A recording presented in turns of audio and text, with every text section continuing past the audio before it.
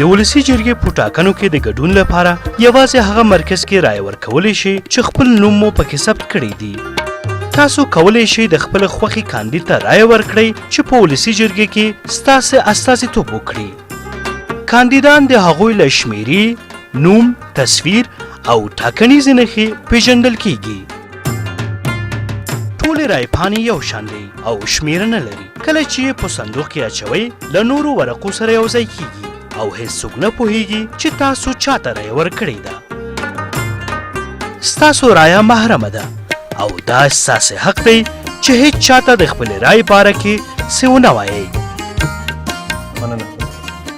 هیڅ څوک حق نه لري تاسو مجبور کړي چې هغو ته رایه ورکړئ او هیڅ څوک نه پوهیږي تاسو چاته رایه ورکړې ده.